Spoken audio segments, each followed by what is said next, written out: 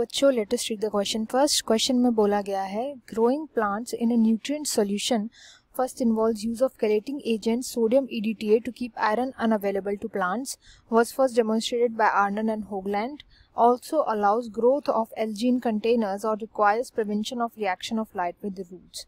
तो ये इस क्वेश्चन में जो की कॉन्सेप्ट यूज किया जाएगा वो होगा हाइड्रोपोनिक्स का। हाइड्रोपोनिक्स की नॉलेज होनी चाहिए तभी ये क्वेश्चन सॉल्व हो पाएगा।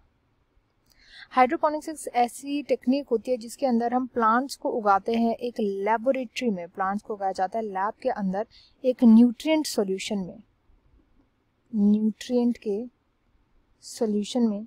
एंड ये चीज सबसे पहले जिन्होंने डेमोन्स्ट्रेट करी थी, जिन्होंने बताया था कि ये सबसे पहले कैसे होता है, वो आर्नन एंड होगलैंड नहीं थे, इनका नाम था विलियम फ्रेडरिक। विलियम फ्रेडरिक नाम के साइंटिस्ट थे। विलियम फ्रेडरिक ने क्या किया था, अपने बैकयार्ड में टमाटो की वाइन्स को उगाया था। टमाटो की वाइन्स को उगाया था एंड इन टमाटो की वाइन्स को इन्होंने एक न्यूट्रिएंट के सॉल्यूशन में उगाया था। तो वही बात हो गई कि इन्होंने हाइड्रोपोनिक्स का सबसे पहला डेमोन्स्ट्रेशन दिया था। वेयर एज आर्नन एंड होगलैंड जो थे वो ऐसे साइंटिस्ट थे जिन्होंने सबसे वाइडली यूज होने वाला न्यूट्रिएंट सॉल्यूशन क्रिएट किया था। इन्होंने न्यूट्रिएंट सॉल्यूशन को बनाया था जो आजकल वाइडली यूज होता है। तो सेकेंड ऑप्शन जो है वो पहले इनकरेक्ट हो गया। अब बात करते हैं फर्स्ट ऑप्शन की। तो फर्स्ट ऑप्शन में बोला गया है कि सोडियम EDTA रखा जाता है ताकि अनअवेलेबल हो आयरन प्लांट को। देखो आयरन जो होता है वो होता है एक एसेंशियल एलिमेंट एंड ये प्रेजेंट होना चाहिए, ये अवेलेबल होना चाहिए प्लांट्स को इसकी ज़रूरत पड़ती है बहुत सारे मेन फंक्शंस परफॉर्म करने के लिए। जबकि यहाँ पे बोला गया कि जब भी प्लांट को ग्रो करना हो सॉल्यूशन के अंदर तो सोडियम EDTA को यूज़ किया जाता है, नहीं आयरन EDTA को यूज़ किया जाता है सॉल्यूशन के अंदर ताकि आयरन की अवेलेबिलिटी हो, प्लांट को आयरन ले पाए। वरना ये आयरन क्या करता है, डिकम्पोज हो जाता है, नीचे सॉइल में रखा डिकम्पोज हो जाता है। तो इसलिए ये फर्स्ट ऑप्शन भी जो है इनकरेक्ट बात बोल रहा है।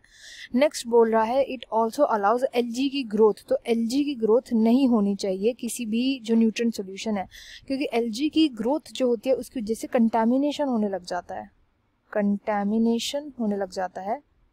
जो हमारा पूरा मिनरल सॉल्यूशन है उसके अंदर, जो टैंक है हाइड्रोपोनिक्स है उसके अंदर कंटामिनेशन हो जाता है, इसलिए एलजी की ग्रोथ नहीं होनी चाहिए। एंड फोर्थ ऑप्शन बोल रहा है requires prevention of reaction of light with roots. तो एकदम करेक्ट स्टेटमेंट है। कैसे, रूट्स को जब ज्यादा लाइट मिल जाती है, थोड़ी बहुत लाइट तो कोई बात नहीं, बट जब इसको ज्यादा अमाउंट में लाइट मिल जाती है तो इसके अंदर भी शुगर का ट्रांसपोर्ट होना स्टार्ट हो जाता है, शुगर का फॉर्मेशन। एंड शुगर्स किसको अट्रैक्ट करते हैं, एलजी को अट्रैक्ट करते हैं।